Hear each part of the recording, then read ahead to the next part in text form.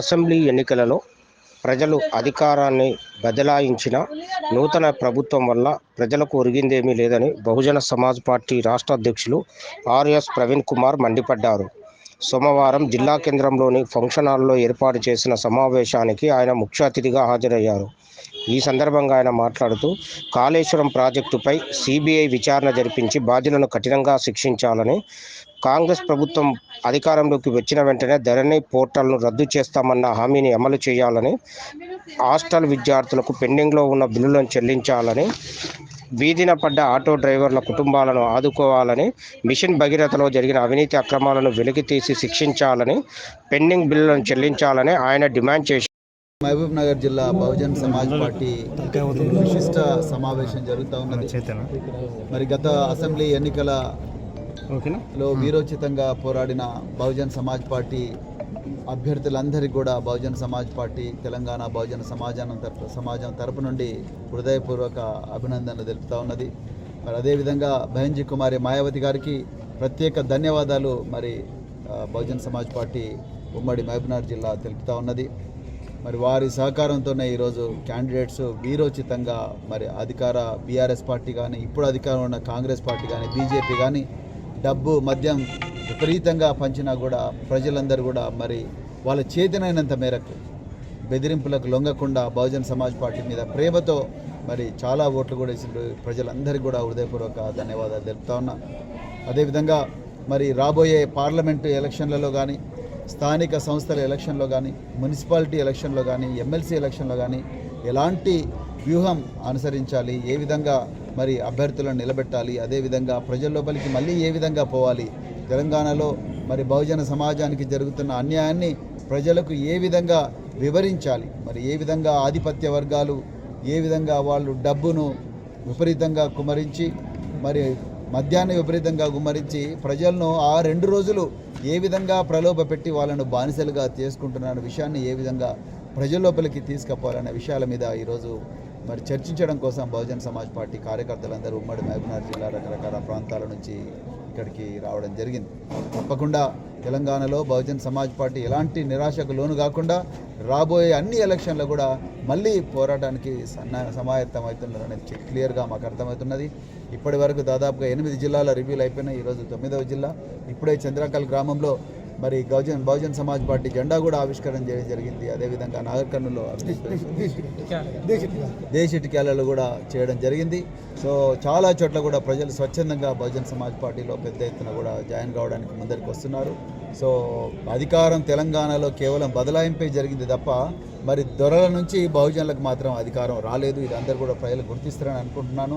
ఒక దొరల పార్టీ నుంచి ఇంకొక దొరల పార్టీ వచ్చింది తప్ప పేద ప్రజలకు మాత్రం ఇక్కడ అధికారం రాలేదు. మళ్ళీ ప్రజలు ఆ ప్రభుత్వాలు ఇచ్చే తాయిలాలకు ఆధారపడే విధంగానే ప్రభుత్వాలు నిర్ణయాలు తీసుకుంటున్నారు తప్ప ఇంకొకటి లేదనేది చాలా క్లియర్గా అర్థమవుతున్నది. మరి కాంగ్రెస్ పార్టీ మరి అధికారంలో లేనప్పుడు టీఎస్పీఎస్సీ బోర్డును ప్రక్షాళన చేస్తామన్నారు. మరి ఇంతవరకు అయితే 1 రోజులు అవుతుంది కాంగ్రెస్ పార్టీ అధికారంలోకి వచ్చి. మరి ఇంతవరకు ఆ బోర్డు సభ్యులు రాజీనామా చేసిండ్రు. వాళ్ళ రాజీనామాలు ఆమోదించిండ్రా లేదా, చైర్మన్ రాజీనామా ఆమోదించిండ్రా లేదనేది తెలంగాణ ప్రజలకు తెలియదు. సో అదేవిధంగా మరి నిరుద్యోగులకు ఎలాంటి ఊరటనివ్వబోతున్నది సర్కారు, ఏ విధంగా క్యాలెండర్ పెట్టబోతున్నది అన్న విషయం కూడా స్పష్టత లేదు. మరి గ్యాస్ కనెక్షన్ల మీద స్పష్టత లేదు. కేవలం ఆర్టీసీ బస్సులో మహిళలకు ఉచిత బస్సు ప్రయాణం కల్పించారు. మేము ఆ రోజు చెప్పినాం, మహిళలకు బస్సు ప్రయాణం ఉచితంగా కల్పించడం మంచి స్వాగతించదగ్గ నిర్ణయమే. కానీ మరి ఆటో డ్రైవర్లు వీళ్ళందరూ కూడా రోడ్ల మీద పడ్డారు. వాళ్ళందరూ కూడా రెక్కాడితే డెక్కాడ నుంచి కుటుంబాల నుంచి వచ్చిండ్రు. లక్షల మంది ఆటో డ్రైవర్లు ఉన్నారు. వాళ్ళని ఆదుకోవడం కోసం మరి ప్రభుత్వం ఏదైనా ఆల్టర్నేటివ్ ప్రొఫెషన్, ఆల్టర్నేటివ్ ఎంప్లాయ్మెంట్ కానీ మరి ఆల్టర్నేటివ్గా ఆస్తే వచ్చే విధం ఏమన్నా చూస్తున్నారా అనేది ఇంతవరకు స్పష్టత లేదు. మరి ఆనాడు కాంగ్రెస్ పార్టీ ధరణి పోర్టల్ రద్దు చేస్తామన్నారు. ఇంతవరకు ధరణి పోర్టల్ను మరి రద్దు చేసిన దాఖలాలు కానీ, లేకపోతే ధరణి పోర్టల్ ఏ విధంగా చేస్తున్న విషయాలు కూడా చెప్పడం లేదు. అదేవిధంగా చాలామంది హాస్టల్ వార్డెన్లు, తర్వాత గురుకుల పాఠశాలలో వీళ్ళన్నింటిలో కూడా విద్యార్థులకు ఇవ్వాల్సిన మెస్ ఛార్జీలకు బిల్స్ దాదాపుగా 8 నెలల నుంచి చాలా హాస్టల్లో కూడా రాలేదు. నిన్న మాకు చాలామంది వార్డెన్లు కలిసిండ్రు, మాకు బిల్స్ ఇంతవరకు రాలేదని చెప్తున్నారు. తెలంగాణ ప్రభుత్వం మరి అలా రేవంత్ రెడ్డి గారు ముఖ్యమంత్రిగా, మరి కాంగ్రెస్ పార్టీ అధికారంలో ఉంది కాబట్టి వచ్చిన 1 రోజుల లోపలనే మళ్ళీ మేము ఈ పోరాటాలు మొదలుపెట్టి ప్రభుత్వాన్ని నిలదీసే పరిస్థితి, మరి ఇంత తొందరగా ప్రభుత్వాన్ని నిలదీయడం మాకు కూడా ఇష్టం లేదు. కానీ నిజాలైతే చెప్పాల్సిన అవసరం ప్రజలకు ఉన్నది. మరి హాస్టళ్లలో 5-6 నెలల నుంచి ఇంతవరకు బిల్స్ రావడం లేదు.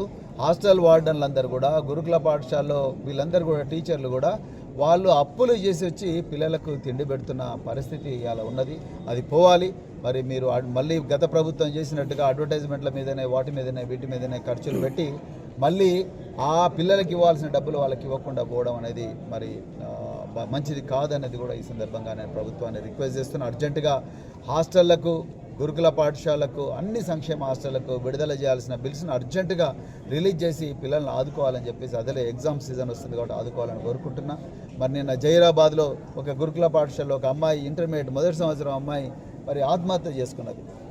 మరి గత ప్రభుత్వంలో కూడా ఆత్మహత్యలు జరిగినాయి, ఇప్పుడు కూడా మళ్ళీ ఆత్మహత్యలు జరుగుతూనే ఉన్నాయంటే ఈ ఆత్మహత్యల పరంపర ఆగాలి అంటే మరి ముఖ్యమంత్రి గారు ప్రత్యేకమైన శ్రద్ధ తీసుకోవాలి.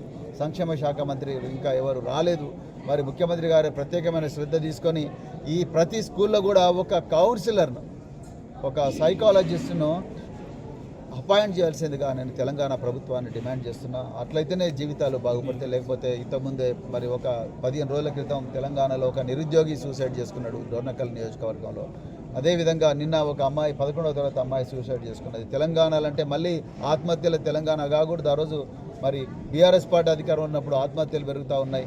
మరి ప్రతిదీ ప్రభుత్వ నిర్లక్ష్యం వల్లనే పెరుగుతూ ఉన్నాయని ఆ రోజు నినదించిన అన్ని పార్టీల్లో మరి కాంగ్రెస్ పార్టీ కూడా ఉన్నది. అలా కాంగ్రెస్ పార్టీ అధికారం ఉన్నది కాబట్టి అర్జెంటుగా మరి ఒక సైకాలజిస్ట్ను ప్రతి స్కూల్కు, ప్రత్యేకించి గురుకుల పాఠశాలలు ఏవైనా, ఏ కేజీబీవీలు కావచ్చు, లేకపోతే ఆశ్రమ పాఠశాలలు కావచ్చు, లేకపోతే హాస్టల్ కావచ్చు, వీటిలో తప్పనిసరిగా సైకాలజిస్ట్ సర్వీసులు పెట్టాలి. లేకపోతే పిల్లల జీవితాలు మళ్ళీ ప్రమాదంలో పడే ఇది ఉన్నదని చెప్పేసి కూడా ఈ సందర్భంగా నేను చెప్తున్నా.